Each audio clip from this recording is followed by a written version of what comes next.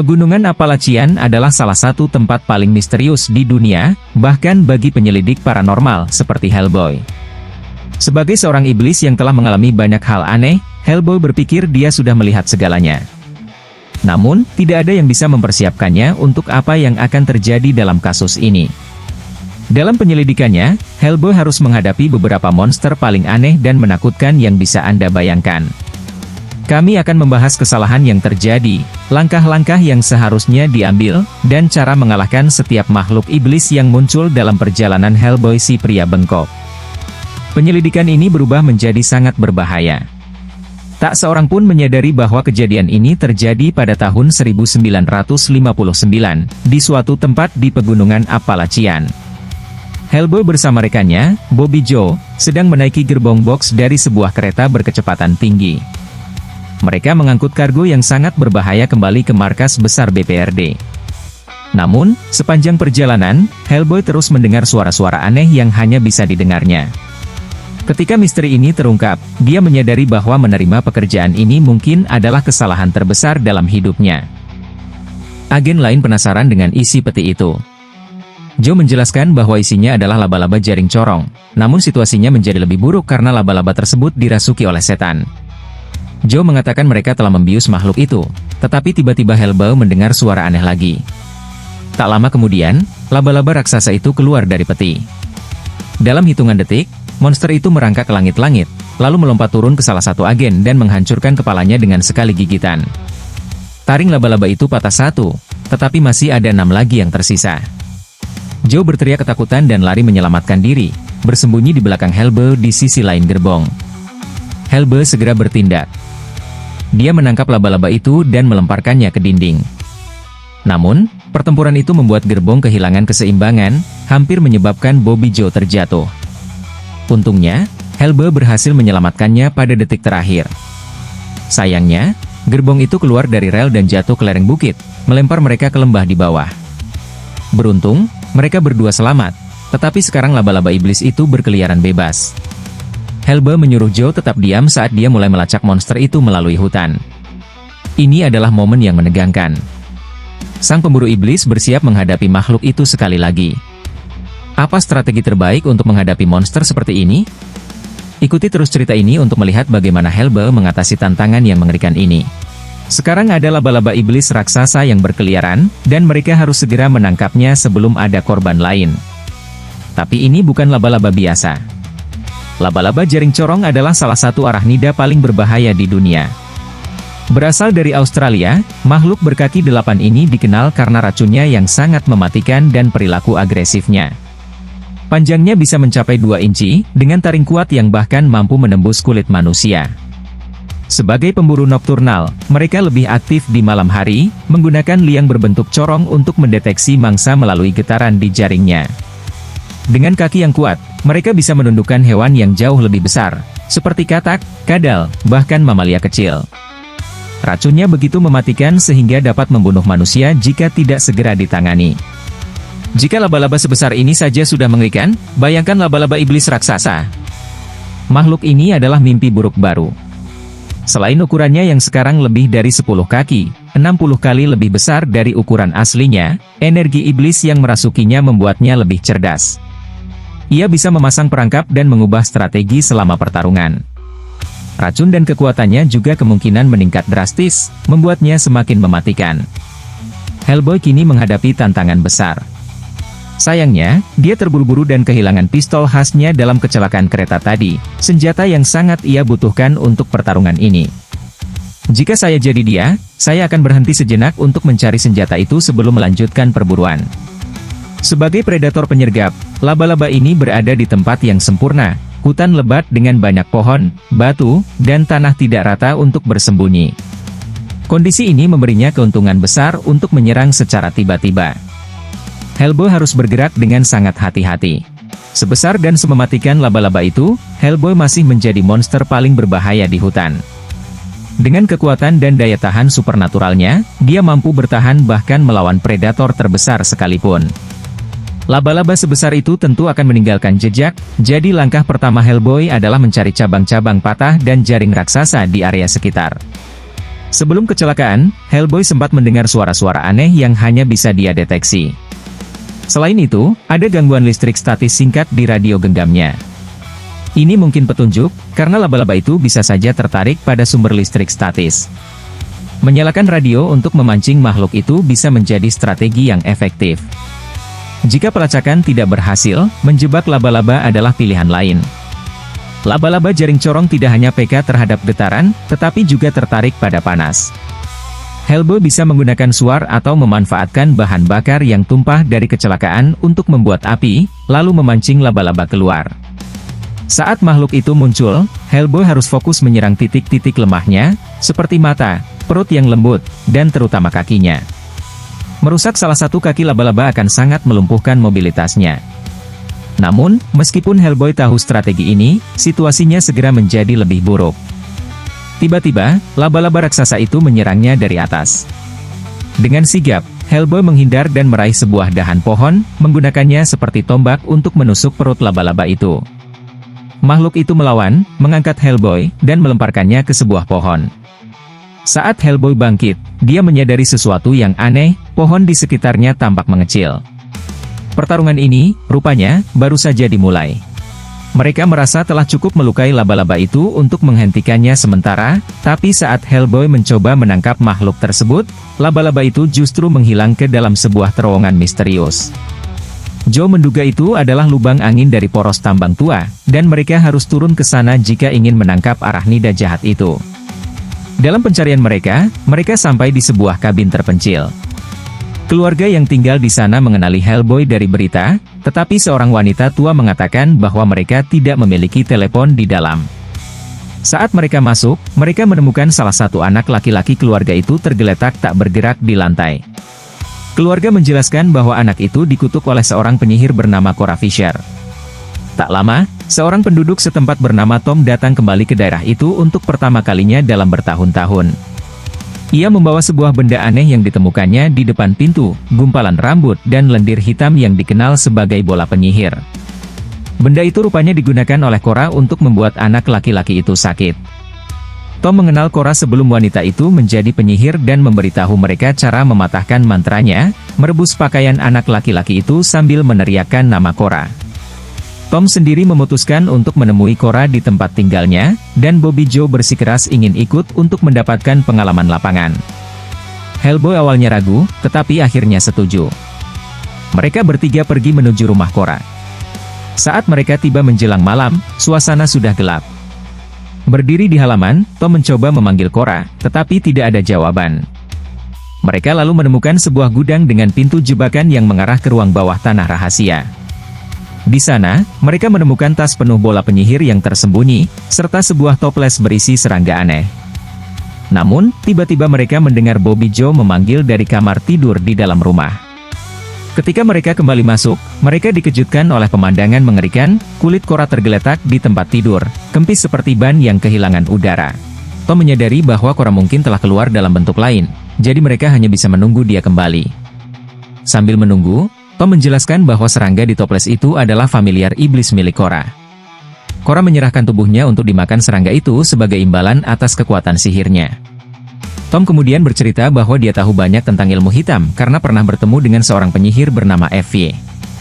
Evie mencoba menipunya untuk mempraktikkan ilmu hitam dengan menyuruhnya mengumpulkan tulang kucing dan mencucinya di sungai. Saat melakukannya, sosok menyeramkan dengan topi tinggi dan leher patah muncul dari bayangan. Sosok itu dikenal sebagai manusia bengkok, seorang pedagang lokal yang membuat kesepakatan dengan iblis setelah digantung. Ia kembali untuk menagih jiwa dengan imbalan koin tembaga. Tom ketakutan saat melihatnya dan mencoba membuang tulang-tulang itu, tetapi benda tersebut terus menghantui hidupnya selama bertahun-tahun. Akhirnya, seekor rakun kecil masuk melalui jendela dan melompat ke tubuh Cora, mengembalikannya ke wujud aslinya dengan penuh kesakitan. Bobby Joe tak tahan mendengar teriakan Cora, sementara Tom mencoba membantunya. Mereka membawa Cora ke dekat api unggun, di mana ia menjelaskan bahwa ia mempelajari sihir setelah kehilangan suami dan anak-anaknya. Namun, kini Evie menginginkan jiwanya, dan tidak ada yang bisa dia lakukan untuk menghentikannya. Tiba-tiba, pintu terbuka dan toples serangga terjatuh ke lantai. Hellboy melangkah keluar untuk melihat apa yang terjadi. Tetapi jika mereka mengira laba-laba iblis adalah hal paling aneh yang mereka hadapi hari itu, mereka salah besar. Kini, Helba tanpa sengaja terlibat dalam misi sampingan melawan penyihir dan roh iblis. Masalah terbesar dalam menghadapi penyihir seperti FY adalah tidak ada yang tahu sejauh mana kemampuan magisnya. Dari kejadian tadi, terlihat bahwa ia memiliki kekuatan telekinetik. Namun, kemungkinan besar ia juga memiliki kekuatan supranatural lain seperti kecepatan, ketahanan, dan kecerdikan tinggi, membuatnya menjadi lawan tangguh bahkan untuk Helba. Serangan langsung terhadap penyihir bukanlah pilihan terbaik. Sebaliknya, strategi untuk membatalkan kemampuannya lebih efektif. Helba dan tim harus berhenti sejenak untuk menyusun rencana mereka, karena jelas ini bukan sekadar masalah biasa. Mereka berada di sana untuk menghentikan laba-laba iblis yang telah mengganggu penduduk setempat, tetapi situasi semakin rumit dengan munculnya penyihir FY. Ada momen di mana menyerahkan Korra kepada penyihir itu tampak seperti pilihan paling mudah. Lagi pula, Korra lah yang menandatangani perjanjian dengan iblis, bukan tanggung jawab mereka untuk menyelamatkannya. Namun, itu bukanlah jalan yang mereka pilih. Helba menjadi kekuatan terbesar kelompok ini. Untungnya, FY belum mengetahui keberadaannya. Mereka harus memanfaatkan elemen kejutan ini. Jika Helba langsung muncul, FY bisa memanfaatkan waktu untuk menyiapkan sihirnya, dan jika Helba kalah, maka semuanya akan berakhir. Karena itu, rencana mereka adalah merahasiakan Helba selama mungkin. FY mendekati mereka dengan perlahan, menciptakan rasa takut. Ini memberi mereka waktu untuk bersiap. Mereka mulai memperkuat kabin dengan meletakkan perabotan berat di pintu untuk memperlambat serangan fisiknya. Garis garam ditaburkan di sepanjang pintu masuk untuk menangkal sihirnya. Mereka juga memanfaatkan besi, yang dalam cerita rakyat diketahui melukai makhluk gaib seperti penyihir. Semua peralatan masak dan benda berbahan besi di kabin diubah menjadi senjata. Rencana mereka adalah memanfaatkan kebiasaan penyihir yang suka menyiksa mangsa sebelum menghabisinya.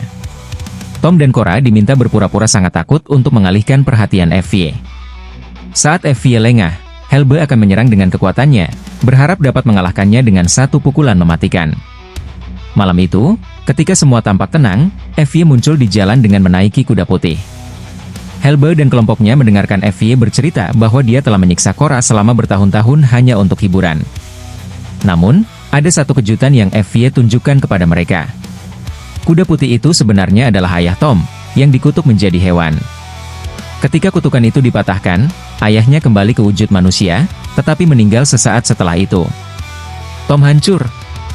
Namun ia memutuskan untuk memberikan pemakaman yang layak bagi ayahnya di gereja lokal. Mereka tahu bahwa FY dan sekutunya, manusia bengkok, akan terus memburu mereka. Di tengah perjalanan, kelompok itu diserang oleh lebah gaib yang menyengat Korra hingga ia pingsan. Helba berhasil menghancurkan lebah itu.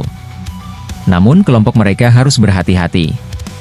Malam berikutnya, Helba berjaga sementara yang lain tidur, tetapi ia tersiksa oleh mimpi buruk tentang manusia bengkok dan wanita misterius yang terbakar hidup-hidup. Keesokan harinya, mereka melanjutkan perjalanan melewati hutan, membawa tubuh ayah Tom. Ketika mereka mendekati poros tambang yang menyerupai pembuluh darah raksasa di bukit, Korra tiba-tiba panik. Ia melihat sesuatu di kakinya dan lari. Semua orang mengejarnya, tetapi ia menghilang di antara pepohonan. Helba akhirnya menemukannya. Mengambang di tengah lapangan. Seolah-olah ditarik oleh kekuatan tak terlihat. Tiba-tiba, mulut wanita itu terbuka. Dan seekor ular hitam besar muncul dari dalam gaunnya. Ular itu melingkari tubuhnya dalam lingkaran tak berujung sebelum akhirnya menggigit lehernya. Wanita itu tampak kesakitan. Meskipun tak seorang pun menyadari apa yang sebenarnya terjadi, mereka seharusnya tahu bahwa ini adalah akibat dari sengatan serangga iblis yang mengenai Korra sebelumnya. Semua ini terasa terlalu aneh untuk dianggap kebetulan. Sejujurnya, seharusnya mereka lebih waspada terhadap Korra sejak awal. Terutama setelah insiden itu. Ada dua tanda peringatan yang patut dicatat. Pertama, suara burung gagak yang memanggil beberapa detik sebelum kejadian. Kedua, Hellboy yang bisa merasakan energi iblis yang muncul saat itu. Kedua hal ini adalah peringatan yang penting untuk diperhatikan di pertemuan berikutnya. Sayangnya, kelompok itu melakukan kesalahan besar ketika Korra menghilang. Mereka berpencar dan berlari ke arah berbeda, membuat situasi semakin kacau. Jika ular itu berhasil lolos, ia akan mengejar anggota kelompok lainnya. Dalam situasi seperti ini, Hellboy adalah satu-satunya harapan mereka, seperti benteng perlindungan. Melihat ukuran dan bentuknya, ular tersebut menyerupai spesies besar seperti piton, boas, atau anaconda. Semua jenis ular ini adalah pembelit yang memanfaatkan ukuran dan kekuatan tubuh mereka untuk menjatuhkan mangsa besar. Termasuk rusa, ternak, bahkan manusia. Ular yang mereka hadapi panjangnya sekitar 10 kaki, dengan perkiraan berat mencapai 200 pon. Mungkin ini bukan masalah besar bagi Hellboy, tapi bagi manusia biasa, terjebak dalam lilitan ular sebesar itu hampir pasti berujung maut. Jarak pun tidak selalu menjamin keselamatan. Ular seperti ini dapat menyerang sejauh 2/3 dari panjang tubuhnya, artinya jika Anda berdiri 7 kaki darinya, ia masih bisa menjangkau Anda dalam waktu 12 milidetik lebih cepat dari kedipan mata yang memakan waktu sekitar 100 milidetik. Namun, di balik semua kecepatan dan kekuatan itu, ular-ular ini memiliki kelemahan yang dapat dimanfaatkan. Ukuran besar ular itu memang membuatnya kuat, tetapi kurang lincah. Karena itu, ular seperti ini mengandalkan taktik penyergapan untuk menjatuhkan mangsanya dalam satu serangan. Jika serangannya meleset, ular tersebut membutuhkan waktu untuk pulih. Momen inilah yang bisa dimanfaatkan Hellboy untuk menyerangnya. Saat pertarungan dimulai, Hellboy sebaiknya menjaga jarak setidaknya 10 kaki. Jarak ini membuatnya tetap aman dari serangan ular dan memberi kesempatan untuk menggunakan pistol Good Samaritan miliknya untuk menembak dengan akurat. Kunci utamanya adalah mengendalikan kepala ular. Begitu kepala terkendali, pertarungan bisa segera diakhiri. Pertarungan dimulai dengan Hellboy menangkap ular itu dari udara dan membantingnya ke tanah. Namun, ular itu dengan cepat melompat kembali dan menggigit lehernya. Luka itu cukup parah, dan Hellboy harus bertarung mati-matian saat ular tersebut terus menyerangnya. Ketika Hellboy akhirnya mulai menguasai keadaan, wanita misterius tiba-tiba menyerangnya dari belakang. Dengan mudah, Hellboy melemparkannya ke seberang hutan, tetapi saat ia lengah, ular itu kembali menyerangnya, menggigitnya sekali lagi. Hellboy memutuskan bahwa ini sudah cukup. Dengan tangan kanannya yang kuat, ia menghancurkan ular itu. Namun, racun yang telah menyebar membuatnya pingsan. Dalam keadaan tak sadarkan diri, Hellboy terjebak di dunia mimpi buruk. Ia melihat ibunya mengambang di tengah kegelapan, sementara seekor burung raksasa bertengger di dekatnya. Hellboy memohon agar ibunya dibebaskan, tetapi iblis yang hadir di sana mengatakan bahwa pekerjaannya dengan Hellboy belum selesai. Saat ibunya terbakar di depan matanya, Hellboy mulai menyadari bahwa ini semua adalah bagian dari takdir kelamnya. Ia akhirnya terbangun kembali di hutan, dengan Bobby Joe menjaganya. Sementara itu, Tom, yang putus asa untuk menyelamatkan Cora, menggunakan tulang ajaib. Namun, semuanya sudah terlambat, Cora telah menghilang ke dalam tanah. Perasaan putus asa melanda kelompok mereka. Masalah menjadi lebih rumit karena Tom tahu, dengan menggunakan tulang ajaib, ia telah berhutang jiwa kepada Tetrooket-Man. Hellboy, meski lelah, belum siap menyerah. Kelompok itu melanjutkan perjalanan hingga mereka tiba di sebuah gereja tua di sisi gunung. Di dalam gereja, seorang pendeta tua buta sedang menunggu. Saat Tom menjelaskan situasinya, Bobby Joe melihat sekelompok wanita tua menyeramkan berkumpul di luar gereja. Tom merasa tak punya pilihan lain selain menyerah pada Tetrooket-Man untuk menyelamatkan dirinya.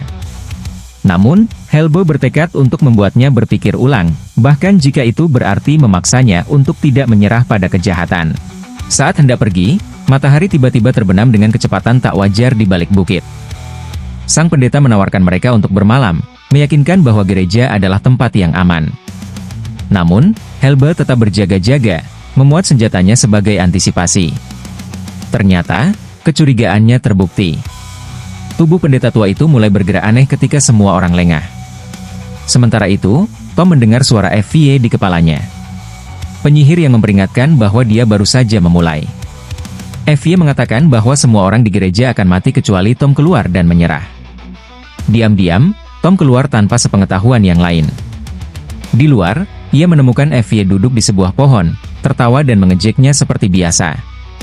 Namun, tawa FVA berhenti ketika sosok yang jauh lebih menakutkan muncul, The Tetrooket-Man. Semua penyihir langsung berlutut saat pria bengkok itu berjalan tertatih-tatih mendekat. Ia berkata kepada Tom bahwa ia datang untuk menagih setengah dari kesepakatan mereka. Tom, yang ingin melindungi teman-temannya. Bersedia menyerahkan dirinya. Tapi tepat saat ia hendak menyerahkan tulang ajaib itu, Helba muncul. Mendorongnya mundur. Helba tahu bahwa membuat kesepakatan dengan iblis adalah kesalahan besar. Ia menantang The Rocketman, menawarkan pilihan. Meninggalkan mereka semua atau menghadapi kekalahan. Namun, pria bengkok itu malah memberikan tawaran baru. Ia bersedia melepaskan jiwa ibu Helba, tapi sebagai gantinya ia menginginkan kepala Tom. Sementara itu, segerombolan lalat mulai berdengung di sekitar Helba saat iblis mencoba menguasai pikirannya. Menyadari bahwa negosiasi tidak akan berhasil, Helba mengangkat senjata Good Samaritannya dan menembak. Namun, pria bengkok itu menghilang tepat sebelum peluru mengenainya. Sebagai balasannya, iblis itu memunculkan segerombolan serangga yang menyerang kepala Helba, membuatnya kewalahan. Di tengah kebingungannya, The Rocketman muncul dari balik pohon dan menyerang Helba dengan paku-paku dari pagar besi. Melukai dadanya parah. Helba terhuyung kembali ke dalam gereja dengan bantuan Bobby Joe. Sementara pria bengkok itu tersenyum puas, mengira ia telah menang. Keadaan tampak buruk. Tapi sebenarnya ini semua adalah akibat dari keputusan Tom. Semua kekacauan ini terjadi karena rasa penasaran Tom yang membawanya ke hutan di masa lalu. Jika saja ia tidak tergoda oleh wanita misterius yang mencuci darah di tengah hutan, ia tidak akan melakukan ritual dan menandatangani kontrak jiwa dengan iblis. Seperti yang sering dikatakan Helba, itu bukan jenis kesepakatan yang bisa dibatalkan begitu saja, bahkan jika kau menyesalinya bertahun-tahun kemudian. Dan sekarang, dengan menggunakan tulang ajaib itu untuk menemukan seseorang hanya beberapa langkah jauhnya, Tom telah memperparah situasi. Maksudku, Tom digigit oleh iblis anaconda setinggi 10 kaki. Dia sudah tamat. Jangan buang nyawamu untuk seseorang yang jelas tidak punya harapan. Dan sebagai jika itu belum cukup buruk, ide cerdasmu berikutnya adalah pergi langsung ke rumah The Rocketman. Serius, apa kamu bercanda? Pasti ada cara lain selain langsung masuk ke perangkap maut itu. Gereja adalah tanah yang dilindungi. Tapi tidak, kamu malah mendengar bisikan penyihir itu dan menyerah begitu saja tanpa perlawanan. Kamu bisa saja tetap di dalam, memanfaatkan waktu untuk membuat senjata atau jimat pelindung, seperti yang disarankan pendeta. Tapi apa yang kamu lakukan? Duduk diam sementara keadaan semakin kacau. Untunglah Helba dan Bobby Joe ada di sana untuk menyelamatkanmu lagi. Kalau tidak, kamu pasti sudah habis. Namun, bahkan Helba, petarung terbaikmu, sedang kesulitan setelah 2 tombak tertancap di dadanya. Sementara itu, The Rocketman mulai menyiksa pendeta, mencoba menggoda dengan tawaran masa muda dan penglihatan kembali. Tapi pendeta menunjukkan keteguhan luar biasa, dia memilih tetap tua dan buta daripada menerima tawaran iblis itu. Di tengah kekacauan, salah satu penyihir menyadari sesuatu. Semua makam di halaman gereja ternyata milik pendosa. Ini memberi The Rocketman ide jahat. Dia mulai membangkitkan para pendosa itu sebagai zombie untuk memperkuat pasukannya. Sekarang, bahkan tanah gereja yang dianggap aman menjadi berbahaya. Bobby Joe memperingatkan Helba untuk istirahat, tapi Helba tetap bersiap untuk bertarung lagi. Ketegangan memuncak ketika peti mati menabrak pintu depan gereja. Dari dalam, seorang wanita zombie keluar dengan tubuh patah-patah. Dia mencoba mematahkan pendeta dengan menyuruhnya menciumnya. Tetapi Helba segera menghancurkan tengkoraknya menjadi debu. Di luar, The Rocketman terus membangkitkan lebih banyak zombie dari tanah. Helba dan Bobby Joe berusaha menahan mereka dengan senjata, tapi mereka mulai kewalahan. Saat itu, ayah Tom tiba-tiba bangkit dari kematian dan menyerang putranya. Di tengah kekacauan ini, Tom melawan ayahnya dengan sekop, sementara Helba menghadapi gerombolan zombie yang semakin banyak. Ketika semua harapan tampak hilang, pendeta mendapatkan kembali kendalinya. Alih-alih membiarkan Tom menggunakan tulang terkutuk itu untuk permintaan lain, pendeta mengangkatnya ke langit dan mengubahnya menjadi senjata suci. Kutukan pun berbalik arah. Helba, meski hampir kehabisan tenaga, terus bertarung hingga akhirnya mereka berhasil mematahkan serangan terakhir. Tapi satu hal menjadi jelas, semua ini terjadi karena keputusan buruk Tom. Dan semua orang harus membayar harga untuk kesalahan itu. Pendeta menggunakan sihirnya untuk memberkati sebuah sekop, memberinya kekuatan melawan mayat hidup, lalu menyerahkannya kepada Helba. Dengan sekop itu, Helba mampu menghabisi gerombolan zombie hanya dengan satu ayunan. Namun, ancaman belum selesai. Di luar, Evie dan The Rocketman masih menunggu. Iblis itu tertawa sebelum Helba menghantamkan sekop ke kepalanya, membuat tubuhnya meledak dalam cahaya besar. Hellboy pingsan akibat ledakan itu. Ketika ia sadar, hari sudah kembali cerah. Di ujung halaman, pakaian The Rocketman tergeletak di tumpukan berasap. Namun, seekor burung gagak muncul dari jaketnya dan terbang sebelum Tom sempat menangkapnya. Itu menandakan The Rocketman belum sepenuhnya kalah. Hellboy ingin mengejarnya saat ia masih lemah, tetapi Bobby Joe menyarankan agar mereka tetap di gereja untuk merencanakan langkah selanjutnya. Hellboy meninggalkan sekop suci itu untuk berjaga-jaga, tetapi keputusan mereka untuk terpisah mungkin adalah kesalahan besar. Keputusan untuk memisahkan kelompok menunjukkan kelemahan strategi mereka. Bobby Joe dan pendeta mungkin tidak kuat secara fisik, tetapi mereka memiliki kemampuan unik yang terbukti sangat berguna. Kekuatan suci pendeta adalah kunci kemenangan mereka sebelumnya, dan meninggalkan mereka di gereja justru meningkatkan risiko jika iblis menyerang kembali. Sementara itu, Hellboy memutuskan untuk mengejar The Rocketman tanpa strategi matang, berpikir bahwa iblis itu sudah cukup lemah. Namun, The Rocketman kemungkinan telah kembali ke bentengnya, sebuah mansion yang penuh dengan jebakan dan dilindungi oleh mantra. Alih-alih terburu-buru menyerang, Hellboy seharusnya mendengarkan Bobby Joe. Mereka bisa meminta bantuan dari organisasi BPRD untuk menangani ancaman ini. Memasuki mansion tanpa persiapan hanya akan membawa mereka ke kematian. Sebelum melanjutkan perjalanan, mereka perlu melengkapi diri dengan senjata yang diberkati. Sekop suci pendeta terbukti efektif, jadi mereka harus meminta pendeta memberkati senjata lain sebagai cadangan. Salah satu strategi utama The Rocketman adalah manipulasi mental, yang digunakan untuk memisahkan kelompok dan memperlemah mereka. Untuk melawan hal ini, Hellboy dan Tom harus tetap bersama sepanjang waktu, saling melindungi dari serangan mental iblis. Selain itu, mereka bisa mencoba melemahkan iblis dengan menghancurkan sumber kekuatannya. Tom sebelumnya menyebutkan bahwa The Rocketman mungkin mendapatkan kekuatannya dari sebuah poros tambang. Jika mereka bisa menyebabkan runtuhnya terowongan tersebut, kekuatannya akan berkurang, memberi Hellboy kesempatan untuk mengalahkannya. Dalam perjalanan ke mansion The Rocketman, Tom menunjukkan bekas pohon tumbang di hutan yang konon dianggap rumah bagi roh-roh tua. Bobby Joe juga mengingat cerita tentang tambang yang menjadi sumber kekuatan iblis. Jika mereka bisa menemukan sumbernya dan menghancurkannya, Hellboy mungkin bisa menyelesaikan tugasnya. Meski mereka tidak memiliki bahan peledak, Tom terkejut menyadari bahwa semua ini nyata, tetapi apa yang mereka temukan di dalam rumah itu membuatnya berharap ini hanyalah mimpi buruk. Hellboy memimpin mereka masuk, melewati kondisi rumah yang sudah sangat rusak. Mereka mengikuti burung gagak yang terbang ke lantai 2, sementara pendeta menemukan sebuah lorong rahasia di bawah lantai mimbar. Lorong itu ternyata mengarah ke tambang bawah tanah, yang disebut sebagai Poros M. Polisi Joe bertanya mengapa gereja dibangun di atas tambang, dan pendeta menjelaskan bahwa penduduk setempat melakukannya untuk menetralisir energi jahat. Sayangnya, cara itu tidak lagi cukup, dan kini mereka harus mengambil tindakan sendiri. Pendeta mengambil sekopnya, dan mereka pun bersiap turun ke dalam terowongan. Di dalam rumah, mereka menemukan sebuah ruangan penuh barang-barang aneh, hasil dari korban-korban The Rocketman yang tak terhitung jumlahnya. Tom menemukan foto-foto menyeramkan dari iblis itu, sementara Hellboy menemukan tumpukan boneka bayi. Ketika ia mendengar suara tangisan bayi, rasa penasarannya membawanya ke sebuah ruangan. Namun, alih-alih menemukan bayi, ia menemukan meja makan yang penuh dengan tulang belulang, noda darah di dinding, dan bangkai tikus berisi belatung di bawah penutup meja. Tiba-tiba, Tom menghilang begitu saja setelah lehernya seperti dipatahkan oleh kekuatan tak terlihat. Hellboy, yang berada di bagian rumah berbeda, memanggil-manggil nama Tom, namun tanpa jawaban. Di dalam terowongan, situasi makin buruk.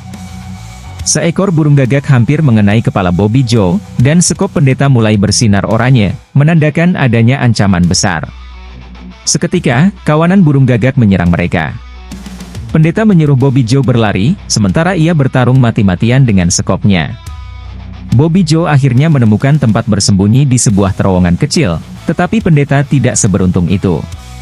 Kawanan burung menyerangnya, mencabik-cabik tubuhnya dengan brutal. Kini, mereka kehilangan sekutu yang penting. Kesalahan terbesar mereka adalah berpisah. Jika mereka tetap bersama, Hellboy bisa melindungi yang lain saat mereka mencoba menghancurkan Poros M, sumber kekuatan The Rocketman. Namun, dengan keadaan saat ini, iblis itu masih memegang kendali penuh. Bahkan setelah sampai di rumah, Hellboy dan Tom kembali terpisah, padahal seharusnya mereka belajar dari pertarungan sebelumnya. Bobby Joe kini berada dalam posisi genting di terowongan. Pilihan terbaiknya adalah tetap bersembunyi hingga burung gagak pergi, lalu kembali mengambil sekop pendeta yang masih memiliki kekuatan suci. Dengan senjata itu, ia bisa memiliki peluang lebih besar jika menghadapi ancaman berikutnya. Sementara itu, Tom dan Hellboy harus segera menemukan jalan untuk bersatu kembali. Bersama-sama, mereka bisa membersihkan rumah itu satu ruangan demi satu ruangan, atau, jika itu terlalu berisiko, membakar seluruh tempat hingga The Rocketman tidak punya tempat berlindung lagi. Pada titik ini, mundur bukanlah pilihan. Hembusan angin kencang menerpa rumah, diikuti oleh seekor burung gagak yang terbang masuk melalui jendela terbuka. Hellboy mengejar burung itu ke ruangan lain, tetapi pintu di belakangnya tiba-tiba tertutup dengan keras, menjebaknya dalam kegelapan tanpa ujung. Di tengah kehampaan itu, satu-satunya yang terlihat adalah bayangan ibunya yang terbakar di depan matanya. Hellboy hanya bisa berdiri terpaku, kebingungan dan ketakutan, tanpa alas kaki. Sementara itu, Tom berkeliling tanpa tujuan di rumah tersebut. Tiba-tiba, Evie muncul entah dari mana dan menjepitnya ke dinding. Wanita dusun yang menyeramkan itu mulai mengitari kepala Tom, seolah-olah hendak merenggut jiwanya. Namun, tepat sebelum Evie berhasil, Tom mencabut sebuah tulang yang ditemukannya di dekat situ. Ia mengangkatnya seperti tongkat sihir, memanfaatkan semburan energi suci untuk melempar Evie keluar melalui jendela. Di sisi lain, Bobby Joe akhirnya sampai di area terbuka di terowongan. Namun, ia belum sepenuhnya aman. Ketika ia mencoba melangkah, ia melihat laba-laba iblis raksasa merayap di langit-langit, mendekat setiap kali ia bergerak. Bobby Joe sadar ia hanya punya satu pilihan, mengingat kembali masa traumatis saat kehilangan orang yang dicintainya. Ia menutup mata, mengucapkan mantra dengan penuh keyakinan, memanfaatkan kenangan tersebut sebagai sumber kekuatan. Tiba-tiba, cahaya terang memancar dari senter Bobby Joe, menerangi seluruh terowongan. Mantra itu berhasil, memaksa laba-laba kembali ke ukuran aslinya. Laba-laba itu jatuh ke tanah, tak berdaya. Sementara Bobby Joe bergegas memasukkannya ke dalam toples, menjinakkan satu iblis lagi. Namun, ia mendengar suara burung gagak mendekat dan segera melarikan diri, mencari tempat aman. Sementara itu, Hellboy hampir menyerah ketika ia sadar semua yang dilihatnya hanyalah ilusi. Marah, ia berlari keluar dari kegelapan dan bertemu Tom, yang kali ini benar-benar nyata. Mereka sepakat untuk bekerja sama menghadapi pria jahat yang menciptakan semua kekacauan ini. Ketika Bobby Joe bangun, ia memastikan laba-laba yang sebelumnya besar tetap terkunci aman di dalam toples. Kini tinggal dua ancaman lagi. Sementara itu, Hellboy dan Tom berjalan ke lantai bawah rumah. Di ruang bawah tanah yang gelap, Hellboy menjatuhkan korek api ke tumpukan kertas, membakarnya untuk menerangi sekeliling. Dalam cahaya api, mereka melihat sosok pucat yang merangkak di lantai, bersiap menghadapi mereka. Di tanah yang gelap dan suram, pria bengkok muncul dengan tentakel hitam menggeliat keluar dari mulutnya. Hellboy segera menembakkan pistolnya, tetapi pria bengkok itu bangkit dan melompat ke arahnya dengan kekuatan yang mengerikan. Sementara itu, di terowongan, Bobby Joe tersandung dan jatuh ke dalam lubang. Tepat ketika ia merasa harapannya hilang, sebuah cahaya putih terang muncul di ujung terowongan. Dalam sinar itu, terlihat bayangan pendeta yang menjulurkan tangannya, membimbing Bobby Joe ke arah sebuah tangga untuk menyelamatkannya. Di sisi lain, Tom berjalan dengan hati-hati menuju suara pertempuran. Tiba-tiba, Hellboy terlempar ke dinding dengan keras dan diseret kasar oleh kekuatan pria bengkok. Ia berputar-putar di udara di lorong, berusaha keras untuk berdiri.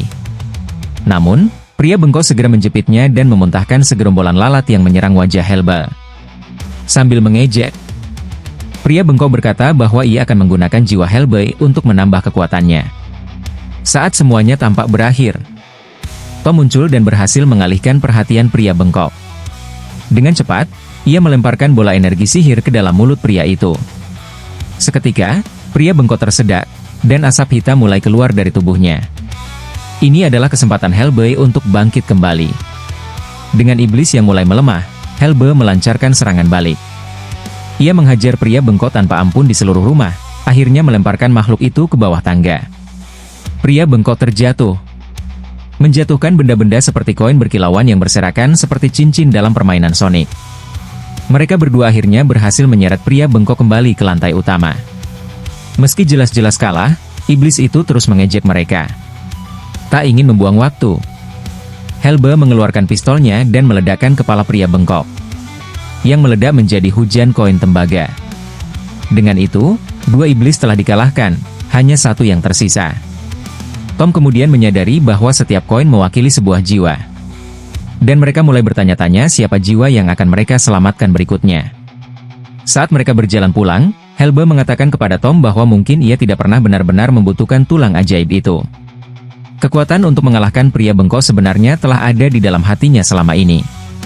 Itu adalah momen yang mengharukan, hingga tiba-tiba mereka melihat seorang wanita tua meringkuk ketakutan di balik tunggul pohon. Wanita itu tampak begitu rapuh dan tua, seolah menyimpan misteri baru yang harus mereka ungkap. Saat itu, Tommy menyadari bahwa wanita tua itu adalah penyihir FY.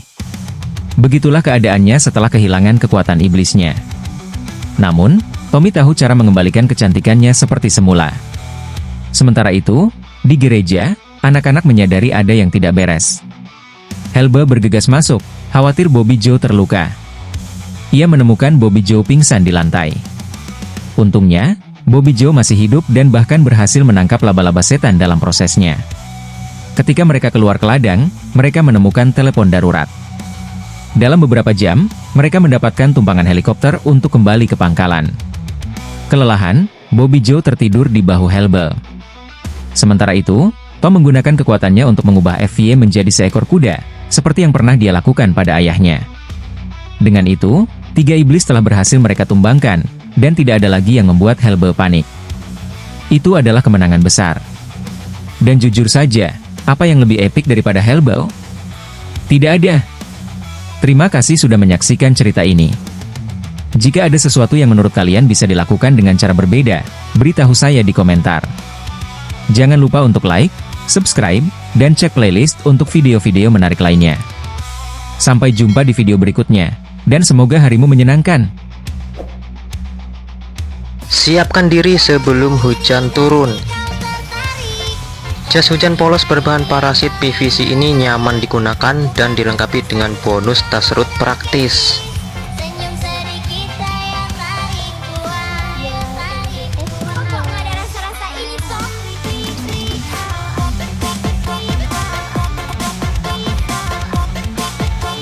Pas banget buat kamu yang butuh perlindungan maksimal dari hujan tanpa repot. Bisa custom desain jika order minimal 10 pieces. Cocok untuk komunitas, grup, atau hadiah spesial. Jangan tunggu sampai basah kuyup. Yuk pesan sekarang dan siap hadapi musim hujan dengan gaya. Di rote, kalau lupa jalan dengan ibu tua, maka pulang kawan sukanya. Aku pabo itu.